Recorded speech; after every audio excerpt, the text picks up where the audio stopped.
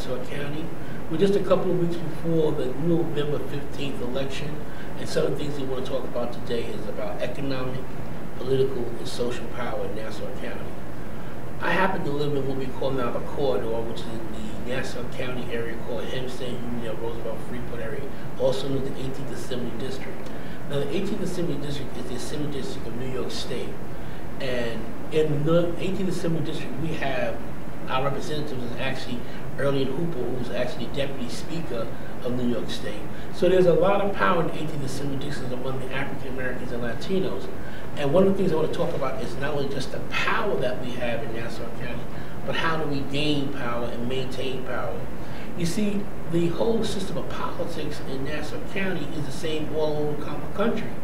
And until we organize the grassroots people, the bottom, the feed, we're not going to have power, because the power in economic growth and development comes from the bottom up. It doesn't go from the top down.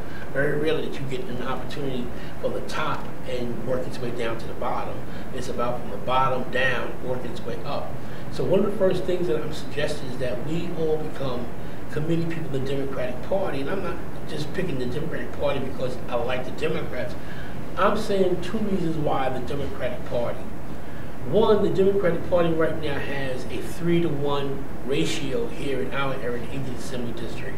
Two, the Nassau County Democratic Party has never been actually controlled from the top on down by minorities in Nassau County. And I think it's time now for minority leadership on the top of the Democratic committee that exists in Nassau County.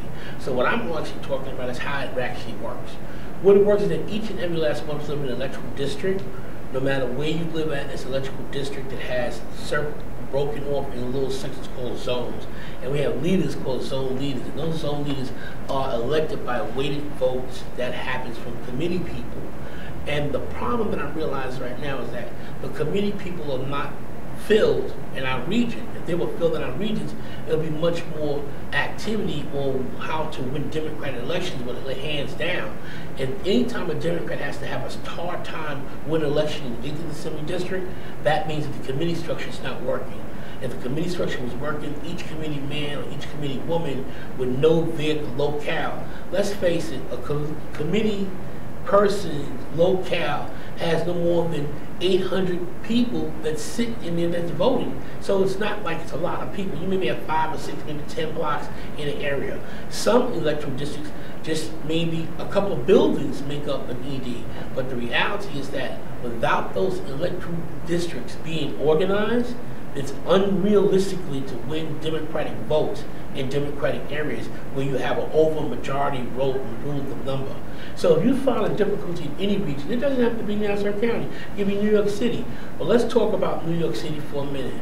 When we saw in the Beam administration, when there wasn't any black leadership high up in the Democratic level, what they did was they decided to go from the grassroots and actually elect borough presidents amongst themselves in the community, and from the community on up develop black structure in New York City government. And that's how we have today have like a DiMaggio who's running for New York City mayor, who has a mixed family because it's from a grassroots level. And only when you do grassroots is the only time we can have guaranteed win, because you'll be the representation of the people itself at large. It won't be from the top down where the party is demonstrating or elevating or administrating their appointees or who they would like to be or who they would like to be in charge of the grassroots so-called people. Until the grassroots people is organized through electoral districts, and then they elect their zone leaders, and then the zone leaders then elect their legislative district leaders, and legislative district leaders are then elected assembly district leaders. Until that structure is put back together and run like it's supposed to run, we're going to have difficulties winning races. So I applaud those people that are in the party now who are working diligently and hard to organize a group of organized grassroots people without no connection, because you've got to have a connection. All things have to plug in the same sockets to operate. Whenever there's a plug or two out, you may get an operation that may work partially, but full blast working, it won't be the same. So in that speech that I just said about the EDs, there's a reason why I talk about grassroots growth, because inside that growth and development, you can grow strong foundational roots that can maintain and hold on. A good example of foundational strength and roots is, let's take the seat of Dorothy Goolsbee. Dorothy Gooseby started from a grassroots development where the people actually wanted to go in. So there's really no way to move Dorothy Gooseby out of a town of Hempstead that is totally ruled and ran by Republicans. It's not that they would not like her out, they just cannot move her because she's in a grassroots development seat. And that same grassroots mechanism that developed a Dorothy Gooseby seat has also carved out other minority seats. But the question is, are those minority representatives represent the grassroots community people, the people who actually need representation, or it represents more of a party development that needs its representation? Because surely we're not living in a vacuum where we don't realize that both parties, Republicans and Democrats, have people who donate to their committees that keep them afloat. There's no such thing as that there's not donations of a few $1 million here and a few $1 million there from construction developers, from business developers, from social groups, from you name it, give money to both political parties so those parties can have some influence on their growth and develop economically. And let's face it, real money is in regulations, things that are exclusives. And how many things do we have in our community that are exclusively done, except for the things that are called set aside? The only thing that we have in Nassau County is called minority set aside monies that are set aside through contracts that are being developed. And let's face this, one of the things that's about to happen in Nassau County is that Nassau County is going to become a destiny place. Well, there'll be a lot of construction, a lot of development that happens in Nassau County. If the set-aside is not put right, or we're not inside the party structure that wins the next race, we will have a say on where a lot of that money goes in terms of what's on books and what's actually lived out on the books. Because it's written doesn't mean it's being lived out. It has to be enforced, or someone has to be influenced to be able to make it enforceable. So therefore, if there's a 15% set aside in construction for development of minority contractors, and those minority contractors are here in Nassau County, and there's no one at the top feeding down from the bottom and the bottom back to the top, there won't be any communication. There'll be a disconnection.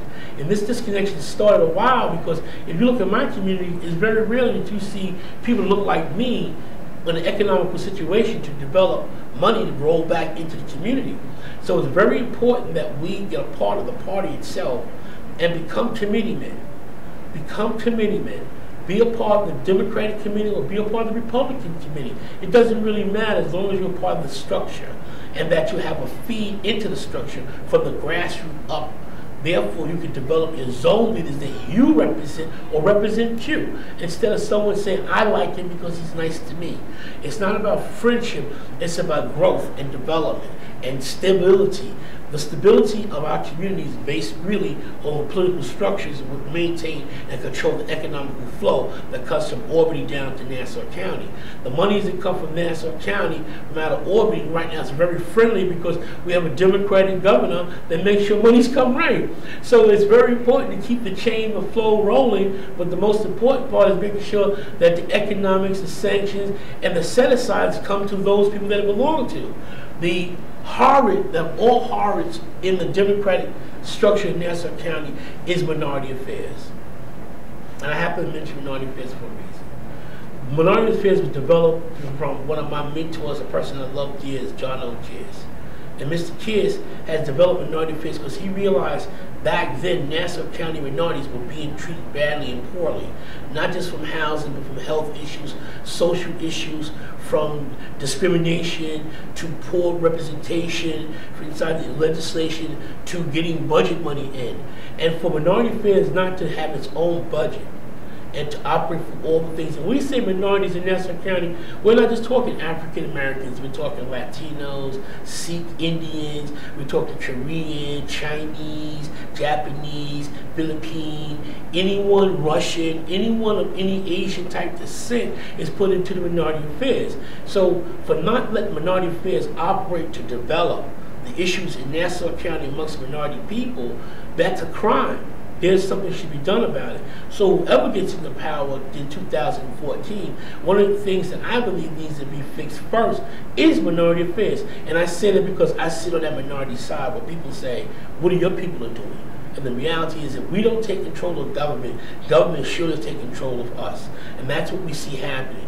Anytime the people from the dead can vote a mayor out of the office and no one to say anything, there's a problem.